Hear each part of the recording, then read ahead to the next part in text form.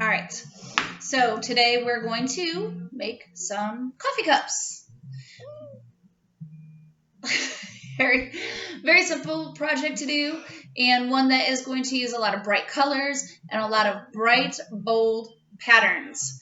And I've done this with my students. I've done this with fourth graders, and we've adapted it to use it into a little bit more of a folk art style this year.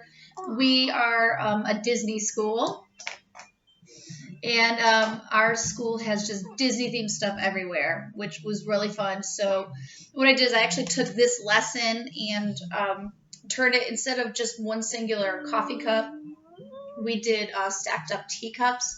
And I don't have that visual with me. I almost wish I did, because they were really cute.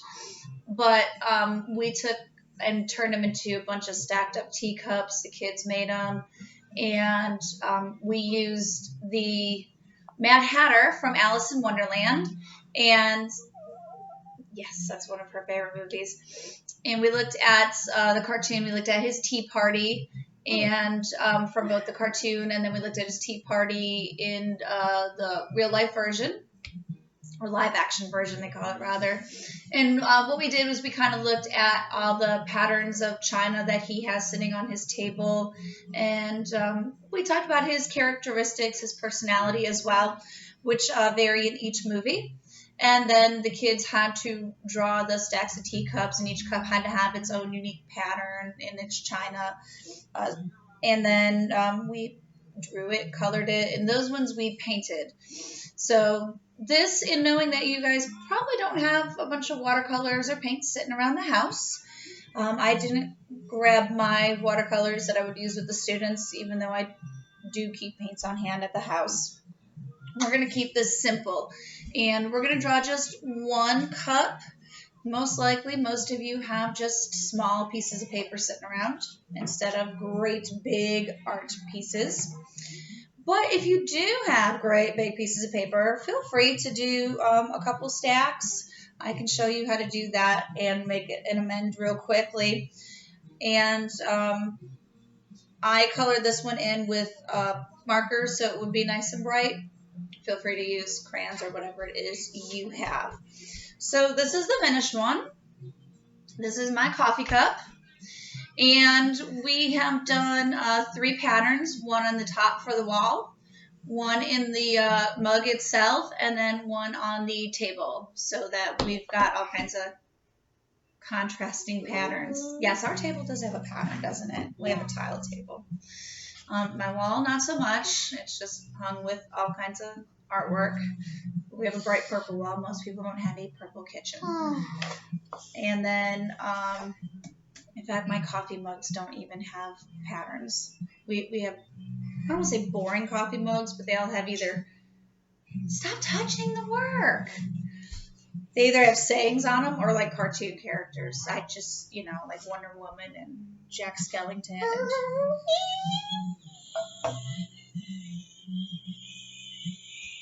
Stop.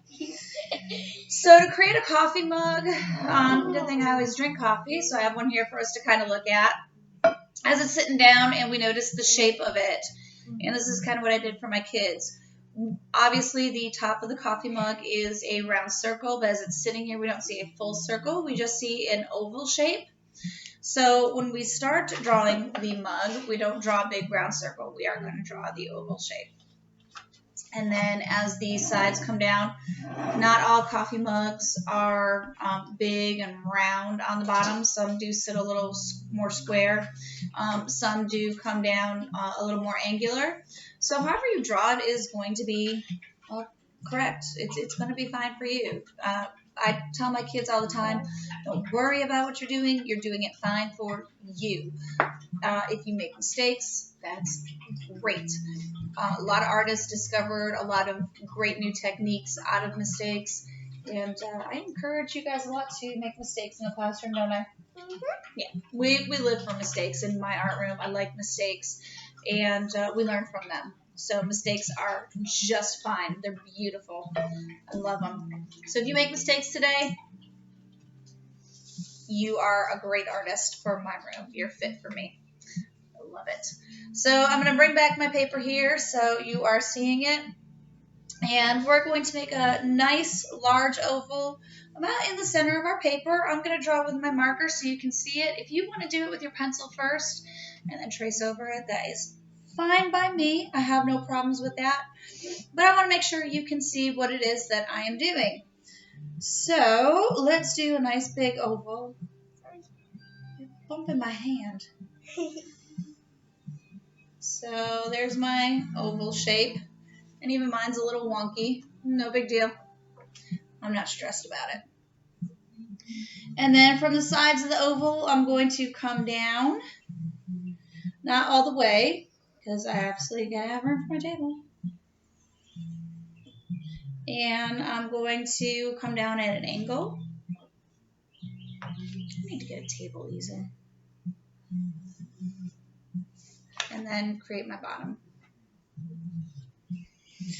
Let's make a little handle. Doesn't matter which side it's on, but it's a little C shape. And then another smaller C on the side. Looks like my cup's got an ear. Why don't you do a double one?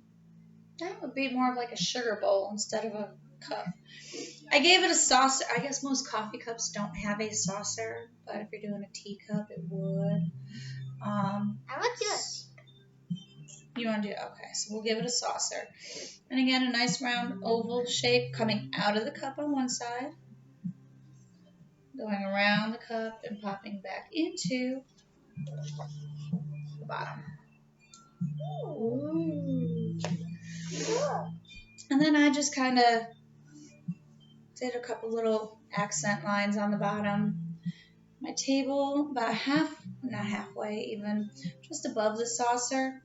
So it looks like my cup is grounded and has some space to sit on.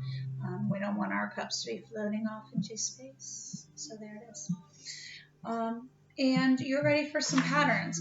Now what I do to help my kids, I don't like getting the same old patterns.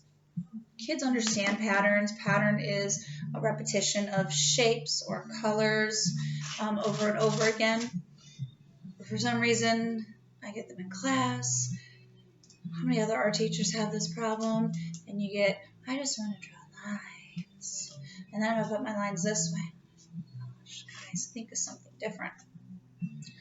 So I'll print out different sheets, whether it's line examples. This seems to help them. We do different projects, part of my brain lapse there, with Romero Brito. So I have these that I have printed out. This I might have gotten from Teachers Pay Teachers. I don't remember. And I'll print these out. I have all kinds of folders that I just put on the tables for kids. So to kind of help them think of different patterns. So they're not stuck in the same old. And they're like, oh, I do know how to do this other stuff.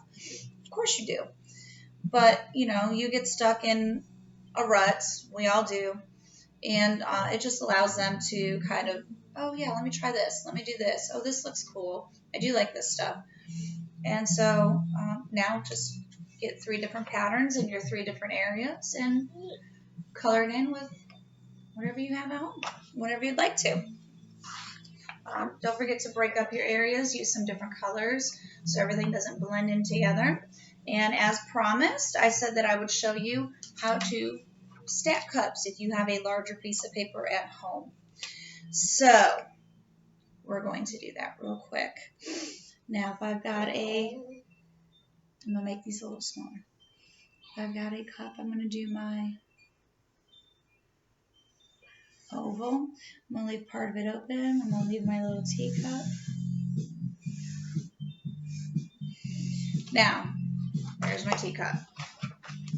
So now I'm going to have an oval kind of leaning over. Just kind of, it's not tricky. Just kind of hovering above. Okay, it's going to hover above here. And we're just going to angle it just slightly.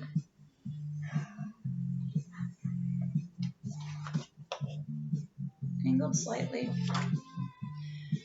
So that this cup is now going to disappear into this mug. Oh. So there you go. This one is a little smaller, but hey, now you've got 2 mugs if you want to do it that way and make a little bit more of a folk art and, you know, just a variation of what we've done over here. And you can still, of course, add your saucer and your wall and everything else. So, your choice, and you can have fun with it. All right, guys. Go color, have fun, and if it is a nice day where you are, get outside, and if it's not a nice day, I'm sorry, put on some pretty background on your computer while you're coloring so you can dream about the outside and some lovely music and dream of pretty days. Until the next time. Yeah.